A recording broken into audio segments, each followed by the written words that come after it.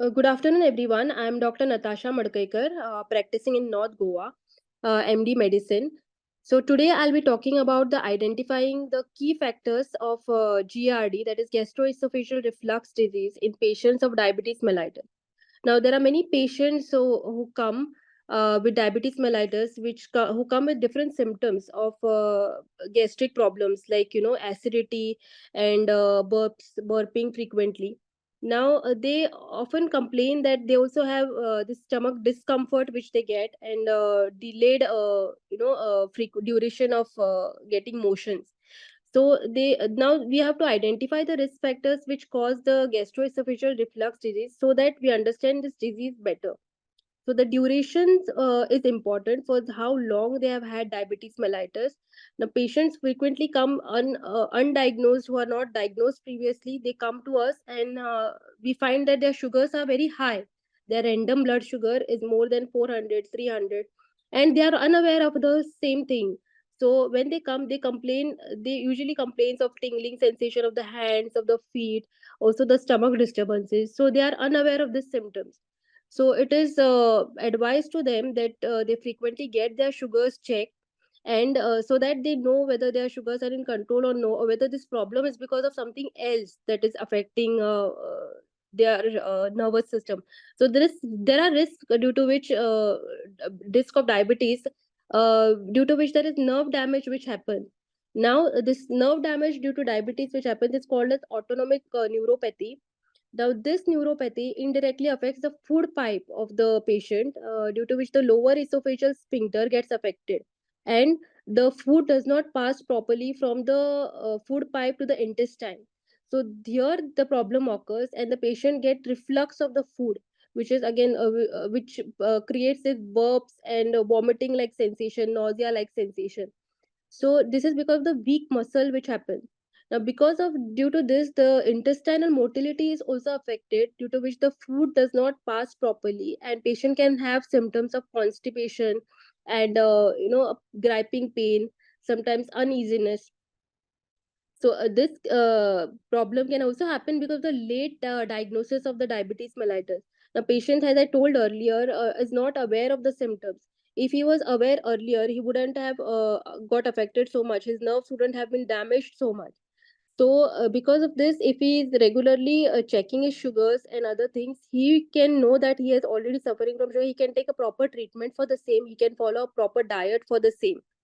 Now, diabetes itself is a risk factor, because it reduces the effectiveness of the acid suppressing agents, the proton pump inhibitors which we give. So, if he's already highly diabetic and we give them this agents, then they do not work effectively. So we have to guide them properly that this agents do not work according to the mm, itself work accordingly because of the diabetes mellitus. Now there are other factors which affect the consumption, which affects the GRD, such as high intake of fats, high intake of spicy food, also certain beverages like tea, coffee. This affects the digestive system because there is so much of acid production. Also there is something called as H pylori, which affects the gastroesophageal gastric motility, and gastric symptoms it causes, like burning symptoms in the abdomen, so which has to be looked after.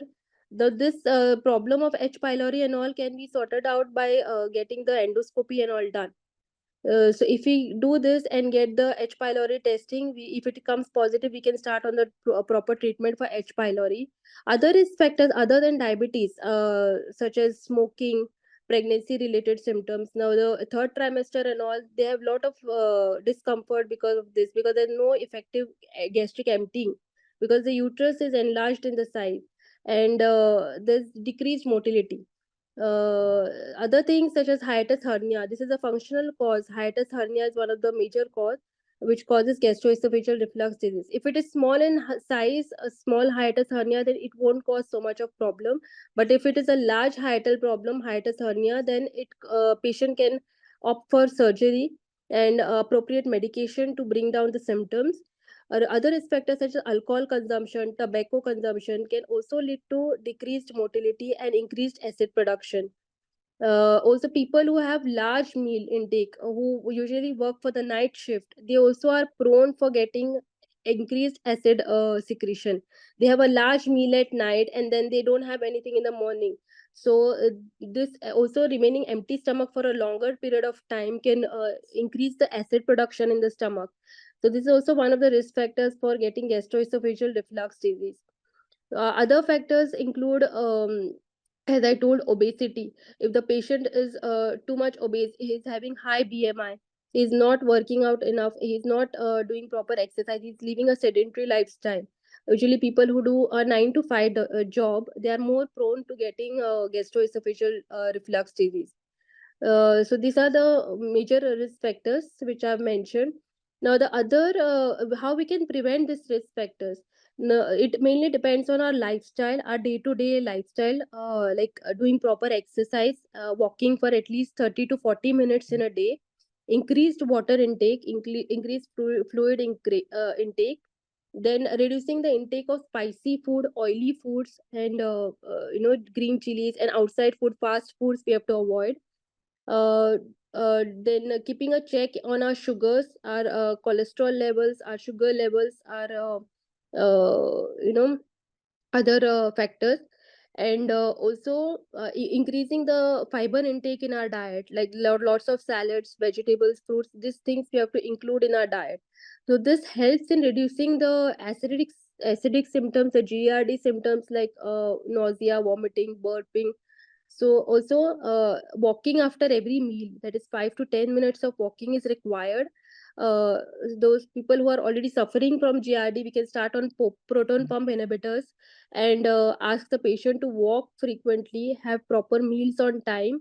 Do not delay their meal timings too much late in the night, because again the gastric emptying will be slowed down. So these are some of the basic things we can take care of. Other things include, in pregnancy and all, we can advise the females to walk a little bit after having meal, and also propped up position most of the time, because a third trimester this symptoms are increased. uh, Stopping of alcohol cessation, then smoking. This has to be advised to the patient if he's already consuming alcohol, and these are the things we have to maintain. uh, yeah, that's all. Thank you.